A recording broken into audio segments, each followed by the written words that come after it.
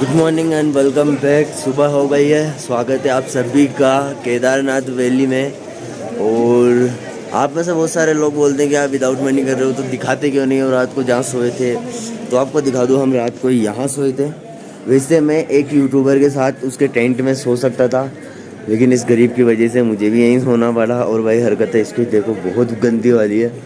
तो आज मैं इसे टाटा बाय बाय बोलने वाला हूँ। ये सो रहा है, मैं इसे सोते हुए ही छोड़ के निकलने वाला हूँ। और बस यही था, यहाँ तक ही था हमारा सफ़र। क्योंकि यार ये एकदम नशेड़ी है, साधु संत कुछ भी नहीं है भाई। ये बस नशेड़ी है, चेला। ये दिन भर नशा करता है, दिन भर। और बस अपना नशे का जुगाड़ हुआ, 2 रोटी मांग लेता है इधर उधर से खा के, और फिर नशे करने लग जाता है। तो मैं इसे साधु संत नहीं कहूँगा, मैं इसे कहूँगा कि एक नशेड़ी है। और साधु संत मैंने देखे यार, बहुत मिले मुझे। पता है रात भर मुझे उसकी वजह से ठंडे मरना पड़ा। मतलब यार केदार वैली है भाई, टेम्परेचर बहुत लो जाता है और वो कहीं भी पड़ जाता है। मतलब ठंड तो उसको भी लगती है, धूसता रहता है वो, पर करे क्या। और रात को मैं बाबा के धुने पे बैठा था। ये भी बहुत सही है, मतलब बिना कपड़ों के रहते हैं यहाँ पर। अभी फिलहाल तो सोल डाल ली इन्होंने, सुबह सुबह के टाइम में टेम्परेचर कुछ ज़्यादा ही लो है। और ये केदार वैली के व्यू देख लो भाई, फुल बर्फ़ ही बर्फ़। क्योंकि मैं निकल रहा हूँ आज यहाँ से। और ये वो महाराज है जो बिना कपड़ों के यहाँ पे तप करते रहते हैं। तो सबसे मेन रीज़न जो है उसे छोड़ने का, जिसके साथ अभी तक हम ट्रेवल कर रहे थे, उसे कि यार मतलब वो मेरे नाम का गलत फ़ायदा उठा रहा था।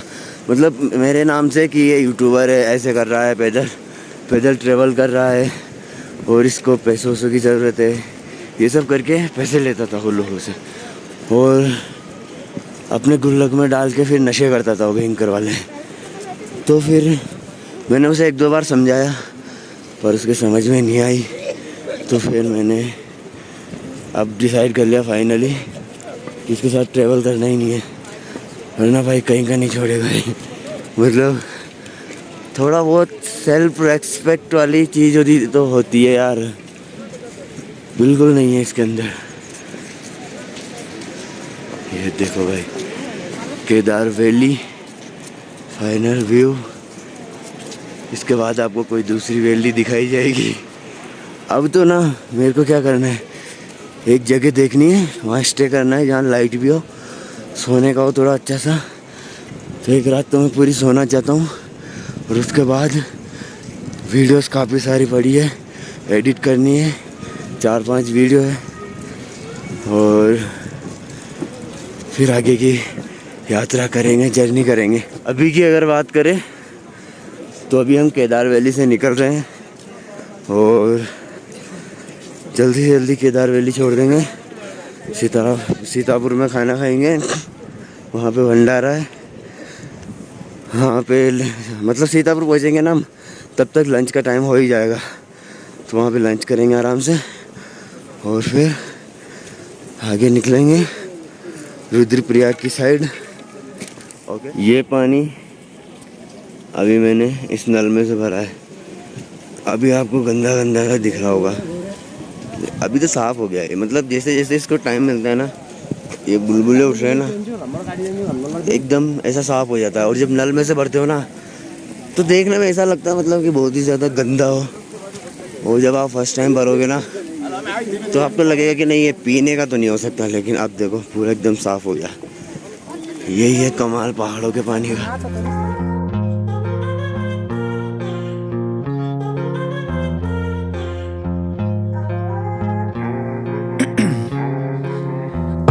मतलब मेरी इच्छा थी एक बार मैं यहाँ से चढ़ करके जाता और इसे घूम करके वहाँ बर्फ़ तक देख करके इधर से नीचे उतर जाता वापस। लेकिन क्या करें, हाथ पैरों ने साथ नहीं दिया। क्योंकि कितना पैदल चले भाई, कितना पैदल, हाथ पैर भी क्या करेंगे। मतलब ये मान लो आप कि रुद्रप्रयाग के बाद तो हम पैदल ही चले ब्रो। एक नाइट का स्टे भी किया था हमने आश्रम में, शायद वो क्लिप मैंने ऐड नहीं की।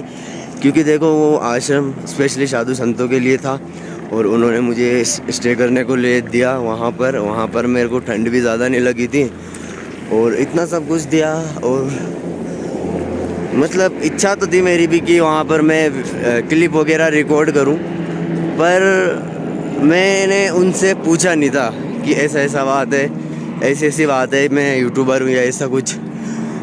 तो इसलिए फिर मैंने वहाँ पे क्लिप रिकॉर्ड नहीं की थी। तो मतलब इतना पैदल चलाऊँ ना मैं, इतना पैदल चलाऊँ ना जिसकी कोई हद नहीं है। तो उसके बाद जैसे मैं केदारनाथ, उसके बाद तो हिम्मत ही नहीं रही कि थोड़ा बहुत भी पैदल चल पाए। रात को सोए दर्शन करके, अभी सुबह जल्दी हम वापस निकल ही रहे हैं। और जो हमारे साथ था चेला, हमने उसे सोते हुए छोड़ दिया, क्योंकि आगे के सफ़र में मुझे वो चाहिए नहीं साथ में। बहुत बकवास आदमी साथ में इसलिए नहीं चाहिए क्योंकि वो एक तो हमारी स्पीड को धीरे करता है, दूसरा उसकी मांगने की आदत, जिससे कि सारे साधु संत तो बदनाम हो रहे हैं। साथ ही भाई अब तो मेरे नाम से भी मांगने लगा है मतलब वो मांगने का कोई मौका नहीं छोड़ता। ऐसा नहीं है कि उसके पास पैसे नहीं है, उसके पास अगर बैग में मतलब मैंने देखे 2-3 हज़ार रुपये पड़े ही रहते हैं एडवांस से।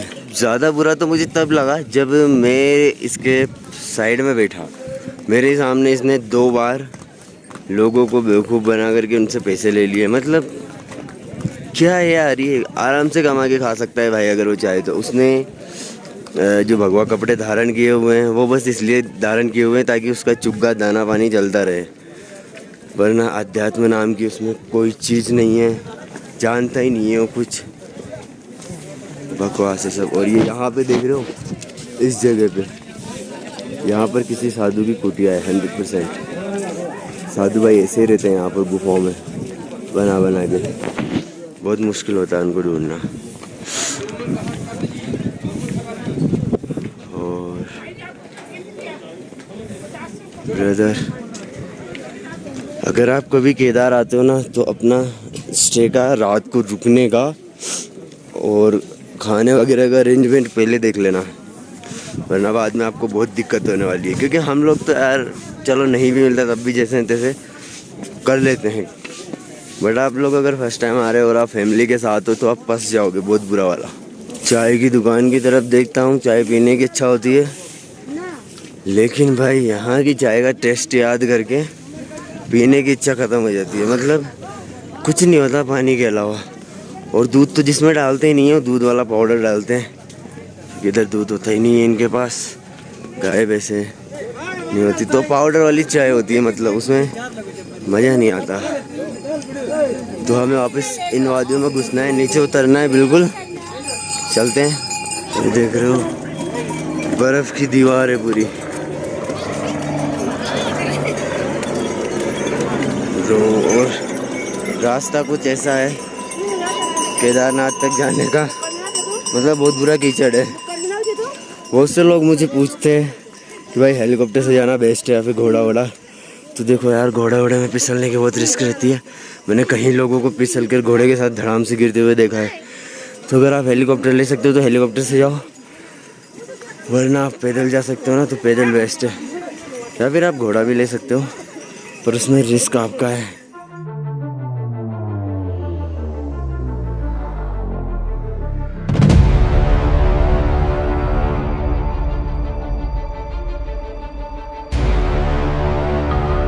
थोड़ी सी जुकाम और हल्की सी खांसी तो नहीं है, मतलब जुकाम है ज़्यादा, तो दवाई ले लेते हैं यहाँ से। और फ्री है तो ऐसे भी यात्रा वालों के लिए, सबके लिए, तो ज़्यादा बढ़ने नहीं देंगे। वो जुकाम भी इसलिए हुआ कि रात को कुछ ज़्यादा कुछ ओढ़ने को था नहीं ना, वैसे ही टाइम पास करना पड़ा 2 दिन, तो उस वजह से। और आज हम निकल लेंगे इधर से पूरा दूसरे रास्ते पे।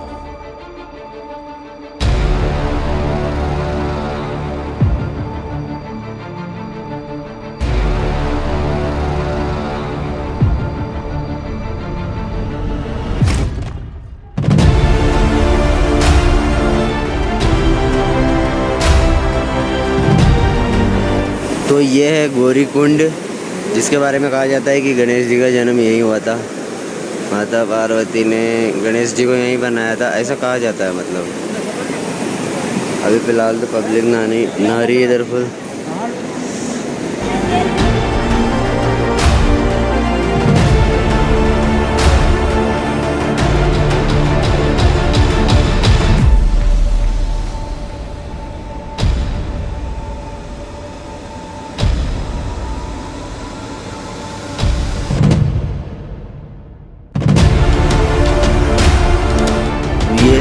आज सुबह का ब्रेकफास्ट या लंच जो भी आपका हो, पूड़ी सब्जी और दाल चावल, ठीक है।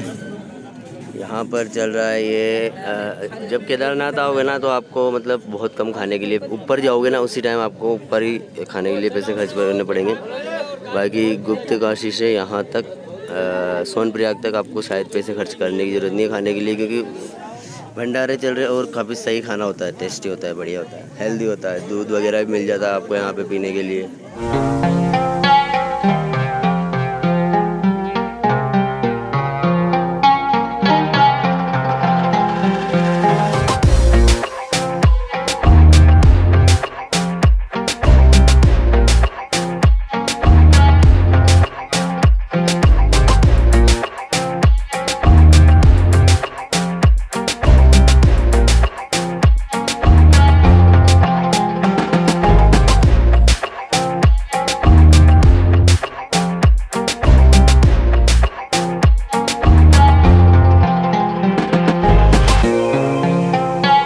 केदारनाथ से दर्शन करके मैं लौट आया हूँ गुप्त काशी, और गुप्त काशी से अब इन सर के साथ में ट्रेवल कर रहा हूँ। ये सर है इनकी गाड़ी में, और आज लंच भी सर की तरफ से ही हुआ था। थैंक यू सर लिफ्ट के लिए और लंच के लिए।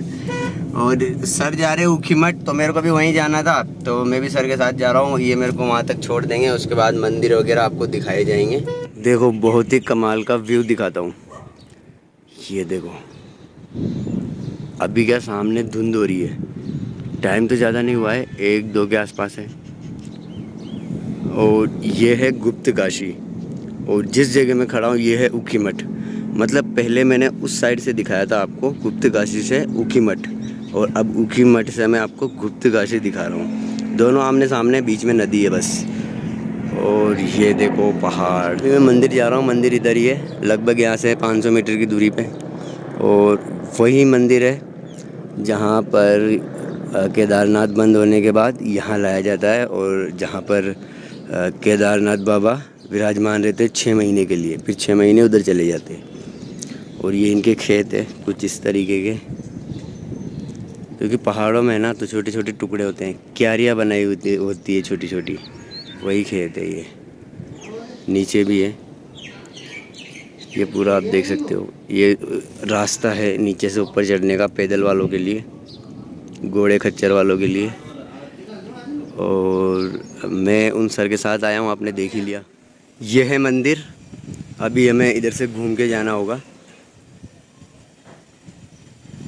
तो मंदिर के अंदर हम आ गए हैं। एक्चुअली यहाँ का नाम ऊखीमठ इसीलिए पड़ा है क्योंकि यहाँ पे उषा और अनिरुद्ध की जो थी शादी हुई थी। अनिरुद्ध जो थे श्री कृष्ण के, भगवान श्री कृष्ण के पोते थे, और जो उषा थी वो वाणासुर की पुत्री थी। तो उन दोनों की शादी यहीं पे हुई थी, जो ये विवाह मंडली है। तो पहले वहाँ अंदर जाएंगे आप देख लेना। तो पहले यहाँ का नाम उषा मठ हुआ करता था, लेकिन समय के साथ इसका नाम ऊखीमठ किया गया है। और जो ये मंदिर है, यहाँ पे भगवान शिव ने राजा मानदाता को तपस्या, जब राजा मानदाता ने यहाँ पे तपस्या की थी, तो भगवान शिव ने उनको ओमकार रूप में दर्शन दिए थे, तब से यहाँ का नाम ओमकारेश्वर है। और यहाँ पे भगवान केदारनाथ और भगवान द्वितीय केदार, भगवान मन्नेश्वर का गद्दी स्थल, शीतकाल गद्दी स्थल यहीं पे है। 6 महीने डोली यहीं रहती है, प्रथम केदारनाथ की और द्वितीय केदार मन्नेश्वर की डोली यहीं पे रहती है। जी धन्यवाद।